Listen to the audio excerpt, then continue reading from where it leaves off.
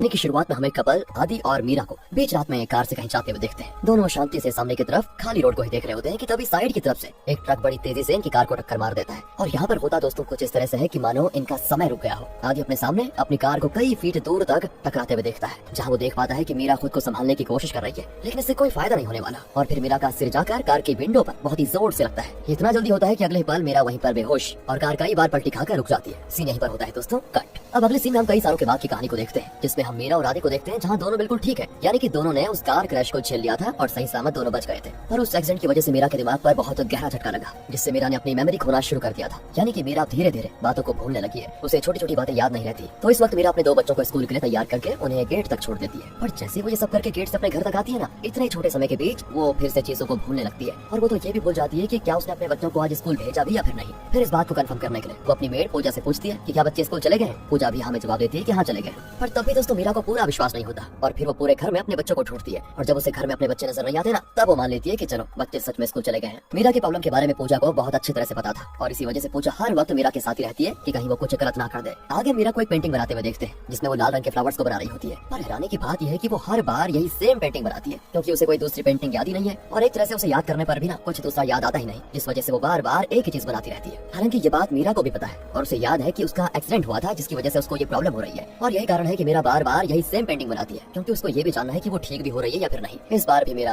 क्या कहें दोस्तों सेम पेंटिंग बनाती है और फिर उसे बेचने के लिए अपने ड्राइवर महेंद्र के पास जाती है, जो कि पूजा का हस्बैंड भी है और उन्हीं के घर में ड्राइवर की जॉब करता है। तो उसके साथ वो एक होटल में पेंटिंग बेचने जाती है, जहाँ शॉकिंगली दोस्तों उसकी पेंटिंग को खरीद भी लिया जाता है। इसके बाद हमें पता चलता है कि ये पेंटिंग होटल वालों ने नहीं बल्कि आदि ने खरीदी है और कई सालों से होटल वालों के नाम पर वही मीरा की पेंटिंग्स को खरीदता हुआ रहा है, जिसे उसने अपने फार्म हाउस में लगा के रखा हुआ है। और इसका कारण ये हो सकता है कि शायद वो मीरा को सरप्राइज देने की कोशिश कर रहा है। आगे हम घर में कई ऐसी चीजें होते हुए देखते हैं दोस्तों, जो ये बता रही होती है कि मीरा की मेंटल कंडीशन उतनी ठीक नहीं है, खासकर अपने बच्चों को लेकर। अब उसी रात आदि और मीरा सो रहे होते हैं, तभी अचानक से उनके घर में किसी के आने का एहसास होता है। मीरा भी इन आवाजों से उठ जाती है और फिर अचानक से उसके पीछे कोई उस पर हमला कर देता है, जो कि दोस्तों असल में एक चोर था और वही घर में घुस आया था। उसी वक्त आदि की भी नींद खुल जाती है और तब तक वो चोर वहाँ से भाग जाता है। हालांकि भागने से पहले वो आदि के सिर पे भी मारता है, जिससे उसको चोट लग जाती है। भागते भागते वो चोर मीरा के गले का एक गोल्डन चेन भी लेकर चला जाता है। अब इस इंसिडेंट के बाद आदि को ये बात समझ में आ जाती है कि यहाँ पर रहना सेफ नहीं है। इसी वजह से वो अगले दिन घर में सीसीटीवी कैमरा लगाने का करता है फैसला। इसके लिए टेक्नीशियंस शाम को इनके घर पर सीसीटीवी कैमरास लगाने आ जाते हैं और तभी आदि मीरा को सभी के लिए जूस लाने के लिए कहता है। मीरा फिर जूस लाने के लिए किचन में जाती है, पर तभी किचन में आते ही वो सभी बातें भूल जाती है। उसे ये भी याद नहीं है कि उसके घर टेक्नीशियंस का ग्रुप आया हुआ है। उल्टा उसे टेक्नीशियंस के ग्रुप से खतरा लगने लगता है और वो चाकू लेकर उनसे दूरी बनाने लगती है। उन सभी को देखकर मीरा पता नहीं क्यों लेकिन बहुत ज्यादा अग्रेसिव हो जाती है। जिसके बाद आदि उसे रोकने के लिए आता है, पर वो तो उसे भी ठीक से पहचान नहीं पा रही होती है, जिस वजह से ना चाहते हुए भी आदि को मीरा को जोर से मारना पड़ता है, जिससे उसके हाथ से चाकू गिर पड़ता है और वो बेहोश। आगे जब मीरा को होश आता है ना, तब उसकी बातों से हमें समझ आ जाता है कि शायद उसे याद ही नहीं कि कुछ देर पहले उसने क्या किया, मतलब क्या हुआ पहले। हालांकि जब तक मीरा बेहोश थी ना, उस दौरान आदि ने उसके फोन से उसकी सभी पेंटिंग के फोटोज डिलीट कर दिए थे, क्योंकि सारी पेंटिंग्स एक जैसी थी सेम। और उसने ये चीज इसलिए भी की क्योंकि अगर सारी पेंटिंग्स एक बार डिलीट हो गई तो क्या पता मीरा को वो वाली पेंटिंग याद ही न रहे जो वो बार बार बनाती है, और इससे ये भी हो सकता है कि वो अगली बार कोई दूसरी पेंटिंग बनाए। देखते हैं और देखते क्या दोस्तों, होता ऐसा ही है। अगले दिन मीरा एक नई पेंटिंग बनाती है, जो कि येलो फ्लावर्स की पेंटिंग है और ये इतने सालों में पहली बार मीरा ने कुछ नया बनाया होता है। अब इसकी पेंटिंग को बनाने के पीछे हम मीरा का विजन देख पाते हैं, जिसमें वो एक लड़की को इन्हीं येलो फ्लावर्स की जगह पर चलते हुए देख रही होती है। इस विजन को ही याद करके मीरा ने ये पेंटिंग बनाई थी। अब आगे अगले दिन की बात है, इनके घर पर पुलिस ऑफिसर करण कुछ इन्वेस्टिगेशन के लिए आता है। असल में कुछ दिनों से शहर में एक लड़की गायब हुई है और इत्तेफाक से जहाँ से वो लड़की गायब हुई है वहीं पर तब मीरा को देखा गया था, जहाँ मीरा उस लड़की के पीछे चल रही थी। यहाँ तक कि वो जगह जहाँ से वो लड़की गायब हुई थी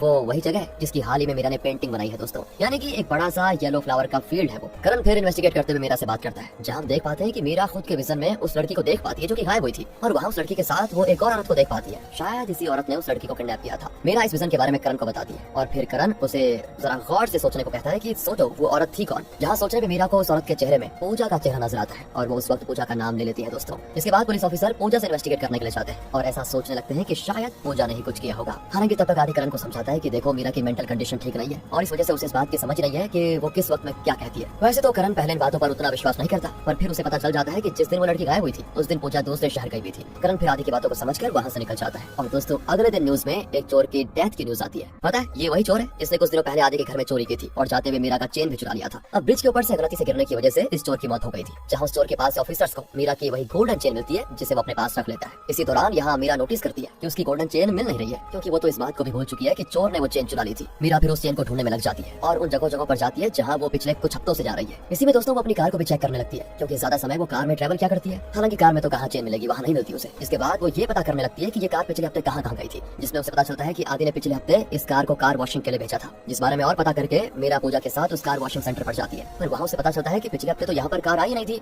जबकि आदि ने मीरा से कहा था कि पिछले हफ्ते कार वॉशिंग के लिए गई थी। इससे मीरा को समझ आ जाता है कि आदि ने उसे छूट कहा। इन सभी चीजों के दौरान महेंद्र भी दोस्तों मीरा और पूजा के साथ होता है। वो फिर हॉस्पिटल में काम करने वाले अपने एक दोस्त से इस बारे में बात करता है, क्योंकि यह हॉस्पिटल इनके घर के करीब ही है। तो महेंद्र अपने दोस्त से पूछता है कि यार पिछले हफ्ते क्या ये कार कहीं यहाँ से गुजरी थी। जवाब में उसका दोस्त बताता है कि पिछले हफ्ते ये कार इसी हॉस्पिटल में आई थी और यहाँ तक कि इस कार को मीरा मैडम ही ड्राइव कर रही थी, जिसके प्रूफ में वो सीसीटीवी में रिकॉर्डिंग भी दिखाता है, जहाँ मीरा कार को ड्राइव करके दोस्तों हॉस्पिटल लेकर आती है। और उस वक्त कार में आदि भी बैठा होता है। ये देखकर सभी हैरान, क्योंकि मीरा को इतने सालों से ये लग रहा था कि उसे ड्राइव करना आता ही नहीं। यहाँ तक कि आदि ने भी उसको ये कहा कि तुम्हें ड्राइव करना नहीं आता। इसका मतलब आदि ने ये बात भी मीरा से छूट कही थी कि तुम्हें ड्राइव करना नहीं आता, जबकि मीरा को तो आता है। तो सवाल ये सामने आता है कि आदि मीरा से ये सब झूठ क्यों कह रहा है। यही सवाल मीरा के दिमाग में भी घूम रहा होता है और वो उसी शाम आदि से इस बारे में पूछने वाली होती है कि उससे पहले आदि मीरा को एक गोल्डन चेन देता है, ये कहते हुए कि ये देखो तुम्हारा खोया हुआ गोल्डन चेन वापस आ गया। अब ये बात तो साफ है कि ये वो गोल्डन चेन नहीं है, क्योंकि रियल वाला गोल्डन चेन तो पुलिस के पास है और ये तो कोई दूसरा ही गोल्डन चेन है जो आदि ने अभी मीरा को दिया। तो यहाँ पर सवाल ये भी आता है कि आदि ने सीधा मीरा से ये क्यों नहीं कहा कि रियल गोल्डन चेन तो चोर लेकर चला गया, क्यों नहीं कही उसने ये वाली बात। देखते हैं। अब इसी बारे में जब मीरा आदि से पूछती है ना, तो आदि को समझ आ जाता है कि शायद मीरा को सच्चाई पता चल चुकी है। तब वो कहता है कि सुनो, उस दिन की सच्चाई ये थी कि जब चोर घर पर आया था ना, तो उस रात उसने मुझ पे हमला कर दिया था, जिसमें मैं बहुत घायल हो गया था और फिर हम दोनों हॉस्पिटल के लिए निकले थे, जहाँ बीच रास्ते में ड्राइविंग करते हुए मैं बेहोश हो गया था और फिर तुमने कार ड्राइव करके मुझे हॉस्पिटल पहुंचाया और उसके कुछ दिनों के बाद तुम ये बात भूल गई कि हमारे घर चोर भी आया था और उसने तुम्हारा गोल्डन चेन चुरा लिया। इसी वजह से मैंने तुम्हें वो बातें याद दिलाने की कोशिश नहीं की। मैंने सोचा कि तुम्हें वो इंसिडेंट भूल जाना ही ठीक रहेगा। इसके साथ ही मैंने तुम्हें ये भी नहीं बताया कि तुम कार चला सकती हो, क्योंकि फिर तुम खुद से कार कहीं लेकर चले जाओगी और भूल जाओगी घर आने का रास्ता, तो दिक्कत हो जाएगी ना।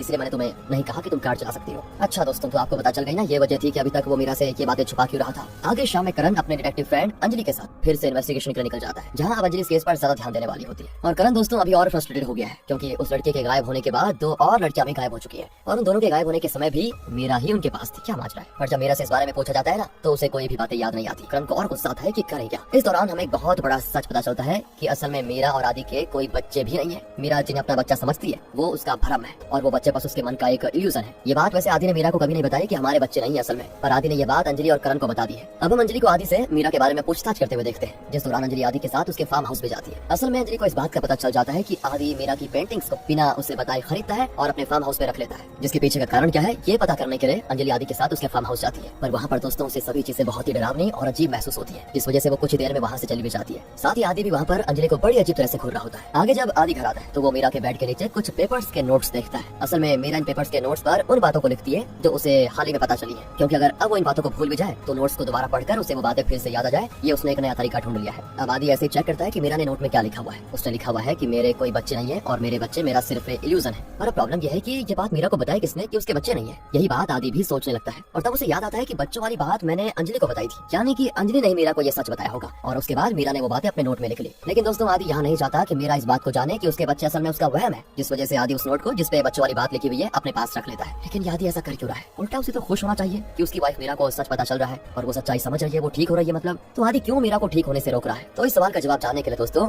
हमें आदि के नाना की कहानी जानना जरूरी है। असल में आदि का बचपन आम बच्चों की तरह नहीं था। इस बात का खुलासा करने के लिए कहानी फ्लैशबैक में जाती है, जहाँ हम आदि के नाना को देखते हैं जो अपने गाँव के मुखिया है और पावरफुल पर्सनैलिटी भी। आदि के नाना ने आदि के माता पिता को अलग कर दिया था और आदि के पिता को मार पीट कर गाँव से भगा दिया और वहीं आदि की माँ यानी कि अपनी बेटी को अपने पास रहने के लिए कहा। पहले तो बचपन में आदि समझता था कि उसके नाना बहुत ही भले आदमी है, वो गाँव वालों के साथ बहुत अच्छा करते हैं, ये आदि की सोच थी। पर फिर उसे एक रात अपने नाना की सच्चाई पता चली कि उसके नाना गाँव की लड़कियों को किडनैप करवाते हैं और उन लड़कियों के साथ जबरदस्ती गलत करने के बाद उनको मार भी डालते हैं। इसके बाद उन लड़कियों की मौत का शक उन पर ना आए, इस वजह से आदि के नाना उन लड़कियों के शरीर के छोटे छोटे टुकड़े करवा देता और फिर उन टुकड़ों को अपने पालतू जानवरों को खिला देता। यही चीज आदि ने होते हुए अपने सामने देखी थी और एक तरह से इन चीजों ने उसके दिमाग पर गहरा असर छोड़ दिया था और ये चीजें उसको सही लगने लगी और फिर उसने इन्हीं चीजों को अपनी पर्सनैलिटी में ढाल दिया। यानी कि शहर में अब तक जितनी भी लड़कियां गायब हुई है उनके गायब होने के पीछे और कोई नहीं आदि ही है। और उसने ये सब किया कैसे, ये तो हम आगे जानेंगे। खैर, हालांकि इस वक्त तक तो मीरा को ये बात भी समझ में आ जाती है कि आदि उसको ठीक होने से रोक रहा है। साथ ही उसे ये भी पता चल जाता है कि पिछली रात से अंजलि मिसिंग है और अब उसे अपने मन में ऐसा एहसास आता है कि शायद आदि ने अंजलि को किडनैप किया हो। यही सोचकर मीरा पूजा और महेंद्र के साथ आदि के फार्म हाउस पर जाती है, जहाँ दोस्तों हम आदि को अंजलि को किडनैप किया हुआ देखते हैं और उसने अंजलि को बेसमेंट में टेबल से बांध के रखा हुआ है। फिर जैसे फार्म हाउस में इन सभी को देखता है ना, बड़ी चालाकी से मीरा और पूजा को घर में बंद करके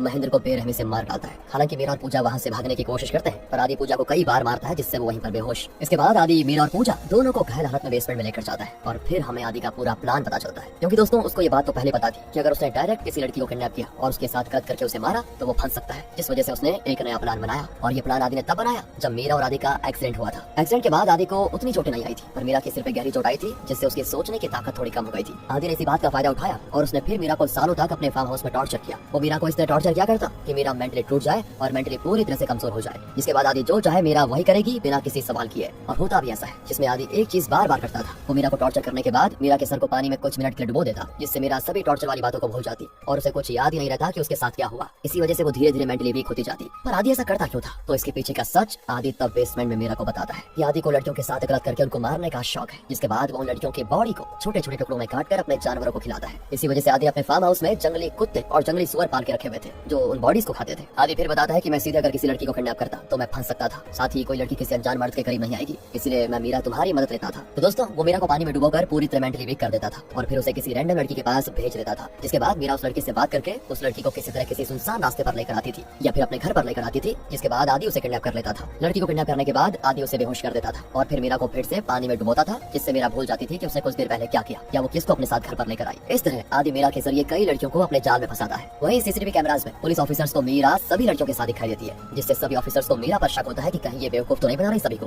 पर जब वो इन्वेस्टिगेशन करने आते हैं, जैसे कि ऑफिसर करण इन्वेस्टिगेट करने आए, तब उन्हें पता चला कि मीरा तो मेंटली चैलेंज्ड है, तो वो कैसे किसी लड़की को किडनैप कर सकती है। और इसी वजह से कोई मीरा के खिलाफ किसी तरह का एक्शन नहीं ले सकता था और आदि जब चाहे मीरा का इस्तेमाल करके ढेरों लड़कियों को अपने जाल में फंसा सकता था। यही उसका शुरू से प्लान था। ऐसे ही आदि ने अंजलि को भी फंसाने के लिए किया, पर जैसा कि आपको पता है आखिर में मीरा की याददाश्त वापस आ गई थी, वो ठीक हो गई थी। इसी वजह से उसे ये बात याद आ जाती है कि मैंने अंजलि को आदि के साथ देखा था और फिर वो आदि और अंजलि को ढूंढते हुए पूजा और महेंद्र के साथ फार्म हाउस पर आ जाती है और यहाँ पर आदि हो जाता है एक्सपोज। यहाँ पर आदि सब सच बताने के बाद अंजलि को मारने वाला होता है कि तभी अंजलि किसी तरह अपने एक हाथ को खोलकर आदि पर हमला कर देती है और तब तक मीरा के हाथ में गन आ जाती है, जिससे वो आदि को वहीं पर कर देती है शूट। इसके बाद मीरा, अंजलि और पूजा बेसमेंट से बाहर आते हैं और तब तक दोस्तों वहाँ पर करण भी बाकी ऑफिसर्स के साथ पहुंच चुका था, जिसे पूजा ने कॉल करके बुलाया था। इसी के साथ तीनों को बचा लिया जाता है और आदि का काला सच सबके सामने आ जाता है। कहानी के एंडिंग में हमें पता चलता है कि आदि ने लगभग 14 लड़कियों को उस फार्म हाउस पे मारा था और उन लड़कियों के सामानों को वो कलेक्ट किया करता था किसी साइको की तरह। जिसके बाद हम आदि को जेल में बंद देखते हैं क्योंकि वो पूरी तरह से नहीं मरा था, जहाँ मीरा उसके पास आती है और कहती है कि काश तुम भी मेरी तरह चीजें भूलने लग जाओ। इसी के साथ दोस्तों ये कहानी यहाँ पर खत्म हो जाती है।